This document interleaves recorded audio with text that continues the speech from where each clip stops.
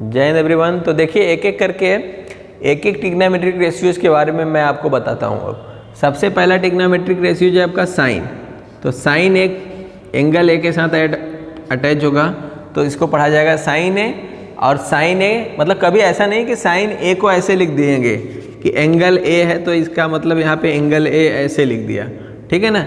ऐसे नहीं लिखना है, बस ए लिख दिया तो समझ जाएंगे कि वह एंगल की ही बात कर रहे हैं आप, ठीक है ना।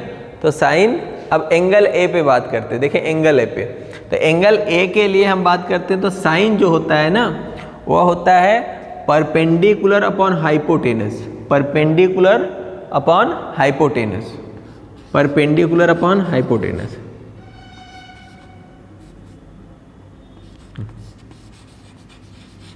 Perpendicular upon hypotenuse.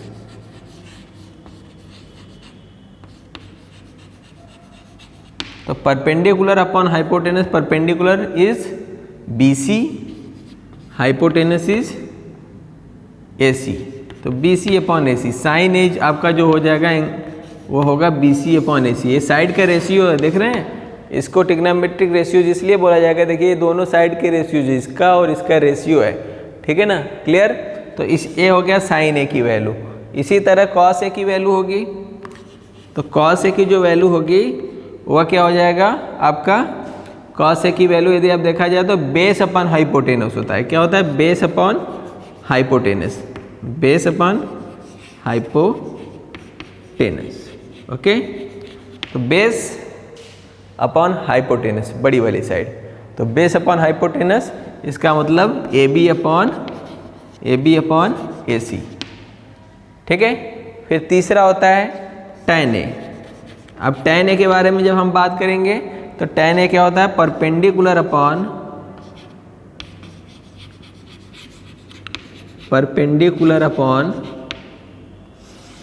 Base, perpendicular upon base. तो परपेंडिकुलर आपका क्या है, BC अपॉन बेस AB। याद रखिए, ठीक है ना। क्या होगा, परपेंडिकुलर अपॉन बेस क्या होगा, tan A। अब इतनी चीज़ें हो गई, अब इसके आगे, ठीक है ना, नेक्स्ट, ठीक है, इधर देख लेते हैं इधर, ठीक है।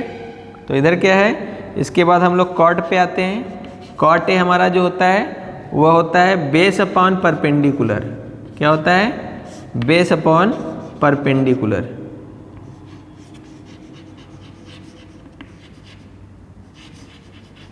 Base upon perpendicular.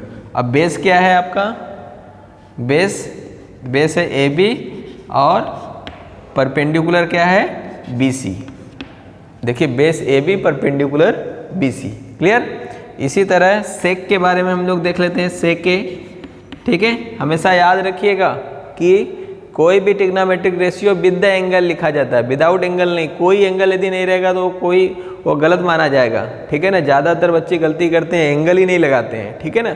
Angle compulsory है, ठीक है ना। हाँ, तो सेक ए के लिए क्या होगा, सेक क्या होता है, सेक का होता है हाइपोटेनस अपॉन बेस। क्या होता है, hypotenuse upon base, hypotenuse upon base. तो हाइपोटेनस क्या है आपका, AC है, और बेस आपका क्या है, AB है, ठीक है ना।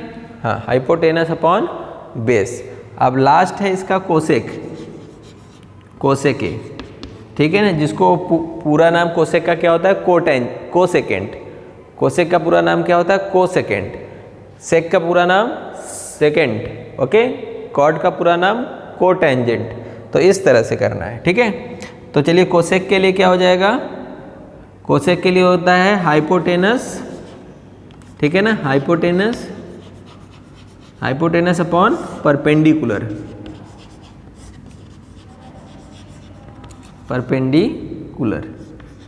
ओके। अब हाइपोटेनस आपका क्या है, AC, और परपेंडिकुलर क्या है आपका, BC। तो आपका ये पूरा का पूरा हो गया 6 ट्रिग्नोमेट्रिक रेशियोज। पहला, दूसरा, तीसरा and fourth, fifth and sixth. तो आपके ये 6 ट्रिग्नोमेट्रिक रेशियोज हो गए, ठीक है ना। अब इसको थोड़ा सा और शॉर्ट फॉर्म में हम लोग याद वाद करने लायक देख लेते हैं, ठीक है ना, कैसे याद हो जाएगा हम लोगों को इजीली, ठीक है।